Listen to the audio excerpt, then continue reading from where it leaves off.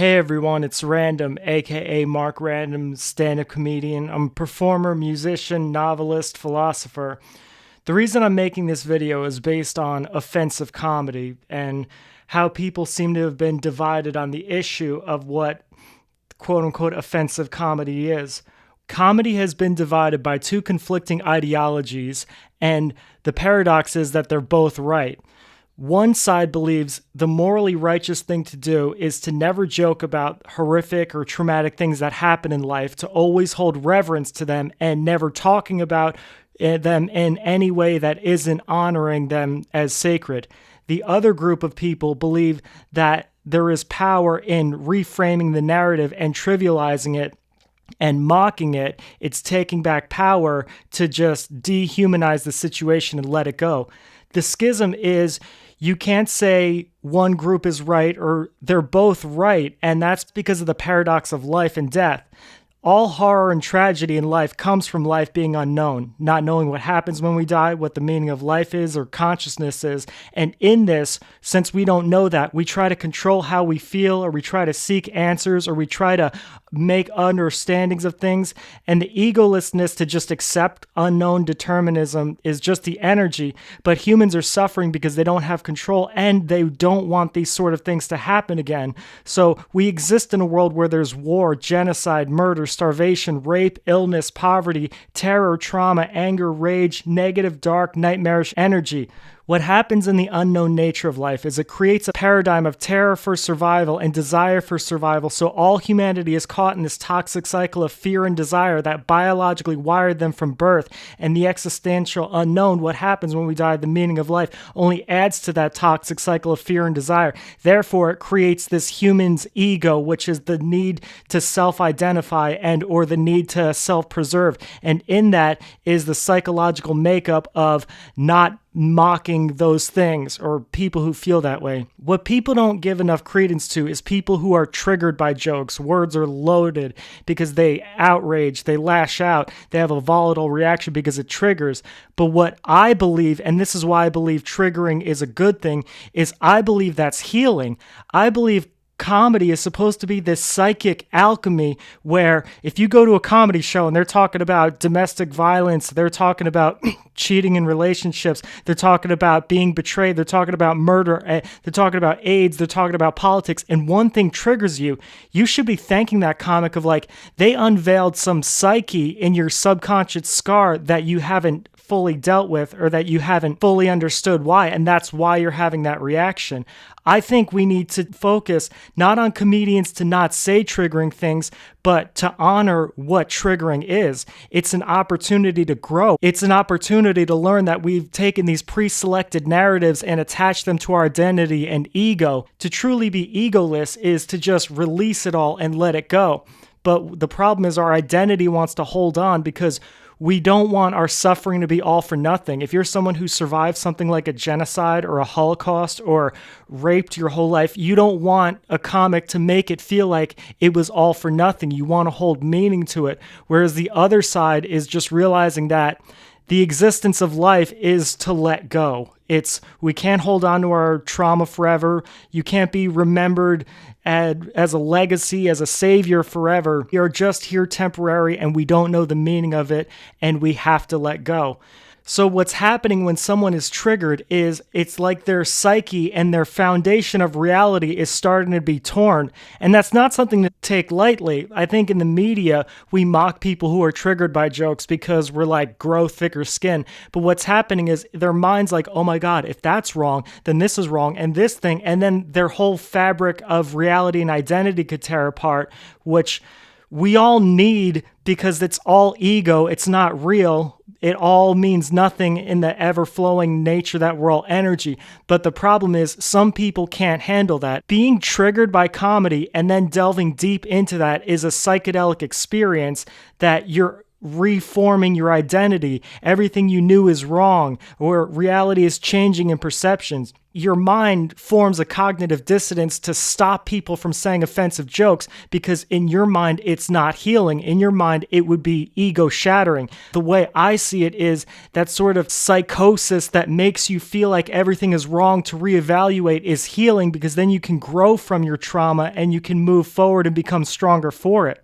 Reality is all in perception, and life is based on what we just collectively agree, and that's always subject to change. There's trillions of narratives, ideas, and perceptions, and none of them are real. They're all just subjective, because that's the sad reality. The truth is, there is no universal truth. It's all just collectively agreed upon, and if we have a lot of negative energy, these dark nightmares, our eros, our traumas, our fears, our addictions, our things we haven't dealt with, the way our mind chemically perceives that existence and these pre-programmed thoughts and associations, which is just we don't want that to be an illusion, but it is. So when that fabric starts coming undone, the reason I believe we should honor being triggered from comedy is one of the best things that could happen is it's unveiling your subconscious. The individual ego suppresses and creates a false ego and false identity and a false narrative that it tells itself, and then conflicted with opposing ideas, their fabric of reality comes down, and then they don't want that trivialized. They want their most painful, traumatic things in life. And that's also a sad reality is, let's say you've went through war and everyone's died and you're a soldier of war for 20 years of bombs exploding and you just suffer post-traumatic stress and panic attacks all day, is you don't want to realize that it only matters on this planet, in this universe, in this space, and outside to infinity, to atoms. It might as well just be in a petri dish. That's how much your life of sacrifice and determination and all the books you've read and all the training means. And that's a hurtful feeling they want to hold reverence for, because that's how they suit their narrative. Like someone who is a survivor of a horrific crime, they move with the narrative of I'm a survivor, I'm in power, I'm a survivor. So if a comic is telling a joke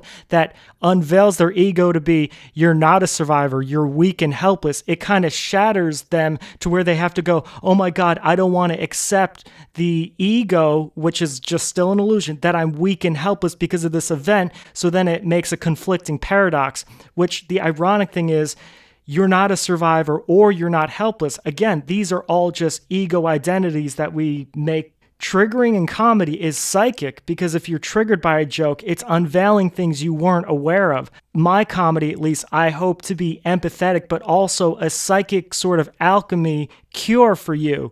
If you're triggered by my jokes, it should be a moment to grow and to learn and realize that you haven't dealt with this trauma, or you still have these terrors or these fears, and these are things that we can get better at. It's almost like training of self-empowerment, not only just to trivialize it, but to just keep reassessing it. Like if I've had a traumatic, violent experience, I want the jokes to trigger me. I want to keep reframing the narrative. I want to keep going around it and growing from it and learning to truly let that energy go, because that's what comedy is at the end of the day. It's taking all the things we're afraid of, all the pain, all the suffering, all the hate, all the negative energy that creates a nightmarish hell, and morphing it into a positive land of joy, humor, love, and harmony.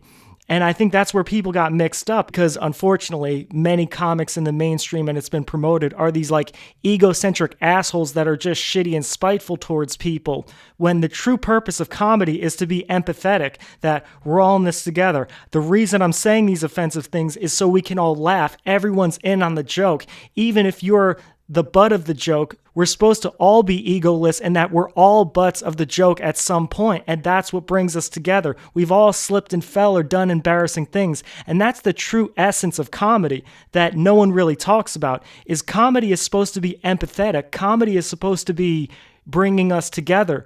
And in the triggering offensive, somewhere ego got in the way. People who say offensive comic from ego are these people who they feel inferior, so they make jokes about these certain things to make themselves feel superior, and that's creating bad energy. You should be honoring and loving and enjoying and embracing the things you're making fun of. Every single subject I've ever talked about, it has always been with, in my heart, love and reverence and understanding and silliness and joy, and wanting to take all this pain and all this hate and all this terror, all this negative energy, and turn it into something joyful, happy, but also harmonious that we can all laugh at together. And that requires us letting go of our ego and just being one in a spirit. Being one collectively in this sort of alchemy of just, we're going to laugh about this shit because life is fucking crazy. I believe my purpose is to spread this philosophy, this elixir, this love, but also the joke is on me because majority of my life I believed I was meant to be a savior. So imagine going your whole life thinking that you're literally the Messiah and everything you do in life is a sacrifice for this goal, and then you realize it was just an extreme psychotic episode. Then all that suffering was for nothing. Those 20-something years of all those places and scary situations and life or death events, it was all for nothing. But that's the point, and that's comedy is supposed to be, even if it's offensive or it's racial or it's hostile or it's aggressive, the overall energy is supposed to be, we're in this together. And I think it got mixed up because so many people get into comedy with the wrong intentions. They get into comedy for ego or fame or money or their own emotional dysfunction and just project their toxic bullshit on the world. And I've been guilty of that as well. Have you ever seen a comic that's actually miserable while telling a joke? It doesn't go over well. They have to be in a zen place of in the moment. And when you channel that sort of chi, you can just start morphing this alchemy to just make everyone laugh. We're all fucking ridiculous. We're all crazy and we're all silly. And that's the beauty of it. Rather than looking at the horror, it's a paradox because it's beautiful and horrible at the same time. It's in a comedic moment as we're bringing this collective energy is the very essence of life, is that paradox nature, is it's terrifying, but it's also loving. It's painful, but it's also joyful. It's hateful, but it's also peaceful, all in one, and it creates this schism. And the more we express the notion that comedy and triggering and offensive jokes are psychic alchemy to heal, I think the better our society will be, the more enlightened we'll be to the essence of why we're here in the first place as spiritual beings. And what we're going through, and comedy's sadly become a part of, is comedy has been weaponized to propaganda now to just reaffirm pre-programmed cultural norms to keep you inside the box. Comedy has been weaponized to be a culture war for the narrative communication war, which is, and this is the paradox because, again, both are right, which is, if masses of humanity can't see things that way, then speech has to be controlled. And it's like, who decides what controlled? Because if there's millions of narratives and they're allowed to go free, then millions of people will do things that will eventually end up harming people. So then people say you have to control the narrative. And then the outskirts of offensive comedy are seen as horror and darkness, and you need to cancel that and destroy that and make that not a part of your life. But it's also unveiling the true nature of humanity, which is we're flawed. The internet age and the social media age where everything exists forever, people try to give an image of perfection, so they try to act like things don't happen. And this is where people have just kind of become pathologically psychotic. It's like when you see Democrats and Republicans, they'll shame the other group for what the same thing people in their group do. It contradicts itself, and it's both hypocritical. They feel like they have to they're too far in with their ego, so they have to keep going, and they can't ever come to the resolution because it's about fear and condemnation. No one can ever see that. So now comedy is just seen as this robotic programming narrative, and anything else that conflicts with that is seen as either harmful or a different ideology, when the truth is it's about energy. It should be about love. It should be about compassion. If I make fun of different races or genders or sexual ethnicities, it's because I've taken the time to truly understand what it's like to be them, to empathize with them, to think about their life and struggle. Anyone who says triggering comedy shouldn't exist already has an ego complex, and that's something that comedy is supposed to get rid of. In comedy, you're not supposed to, or just in love and nature and universal eternal, you're not supposed to have a feeling of inferior or superior, but people get, because biological fear and desire, insecurity to their ego, so they feel if I'm mocking a different race or religion or gender or group of people, it's because I think I'm better, or society would look at one as better or worse, and it's not. It's just we're both the same and we're both different. So I'm laughing with you and trying to understand. The intention is not to hurt. The intention is to heal. It's just this whole society has been programmed to think that healing is hurting, pre-programming your ego of more fear and more desire and more attaching your ideology. I think in terms of preaching enlightenment, social media has done a huge disservice by just reaffirming the narrative of no matter what your ideology is, to just attach it to your identity and to never question it and to echo chamber yourself. I mean, literally, people are just on their phones interacting with other people without any kind of context to what the other person's tone is. The average life is 60 to 70 years, 365 days, 24 hours. So just mathematically, 400 estimated hours of living, breathing, thinking, planning, acting, interacting, sleeping, growing, learning, making mistakes, doing good, doing bad, experiencing, figuring out life, humanity's collective perception, formulating a narrative that visuals and texts on the internet doing research could never comprehend. You could never judge someone based on 10 years of what an entire life would be. Social media has trained people to program themselves to attach their identity to these frigid ideologies that could be deconstructed.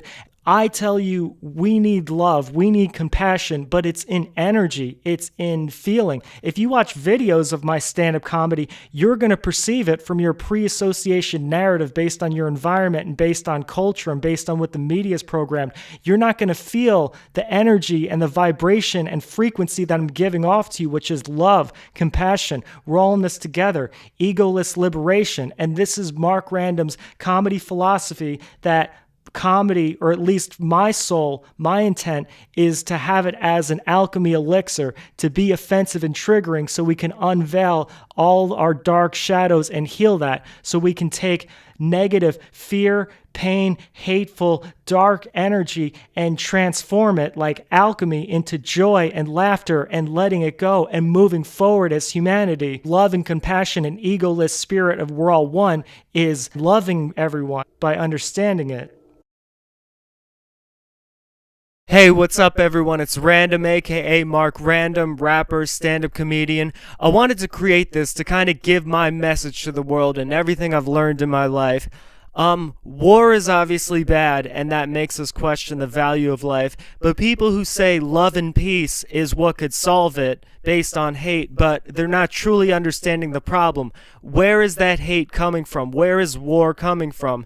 We can say evil people who just want to do that, but what creates that? To create that is not knowing the meaning of life, not knowing what happens when we die, not knowing what consciousness is or if there's some definitive purpose, not knowing objective truth, but everything is just perception. That creates fear of the unknown. And then we have desire to know or fear to self-preservate. So what happens is we develop desires, which develops hate when we interact with other people's, and then that hate escalates to millions of people and war. So for all these people like Elon Musk, for Lex Friedman, for Joe Rogan, and anyone else in that stratosphere, Candace Owens, the president, United Nations, I would love to give this speech to the whole world of, we can't let love, peace, and joy resolve all of humanity until we figure out the deal of what happens when we die, do we control this life, what is existence, and no one recognizes that, no one points that out as the issue.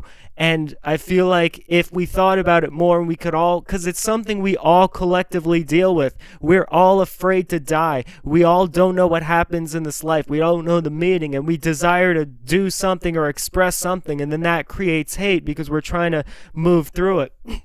And then it makes me go to a more nihilistic, misanthropic thing of ego of me wants to preach all this to the world because it's selfish, but it's my empathy. Seeing everything in humanity, every bad thing, makes me empathetically heartbroken. So it's like, I want to be the savior. I want to be the Messiah. I want to rise up and speak to the world. So because human suffering breaks my heart, but also it probably doesn't break people on other existences on other planets. It's only something specifically to the human condition.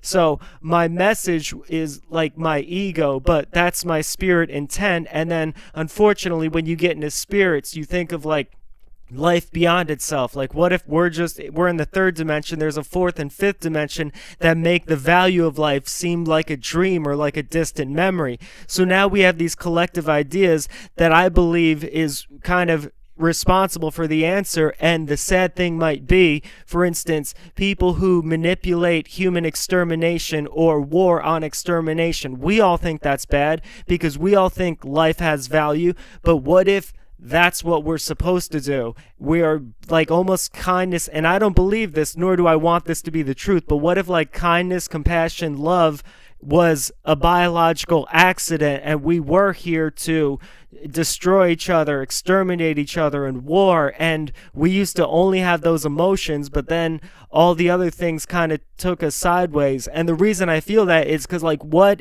we objectively do? We're on this planet, we sleep, we eat, we procreate, and we try to survive, but we die. So maybe we're all here just to die, because what is death but just letting go? You're letting go of your reality, of your ego, of your human self, of every attribute you've said about yourself, of every kind of cause or ideology you believed, or every kind of, I'm going to save the world. Like, think about that. I'm saying I want to save the world. Let's say I get that catastrophic opportunity and everyone in the world listens to me. Thousands of years from now, it might not mean anything. Hundreds of thousands of years from now probably means nothing. On other planets, it wouldn't mean anything. In this universe, in the solar system, if you zoom out, it looks like an atom and a cell. So for all of eternity, it kind of feels like it means nothing. But I know for myself, in this moment, it means something to transform that. And I feel like all of existence, we know it's based on wavelengths, frequencies, and sounds.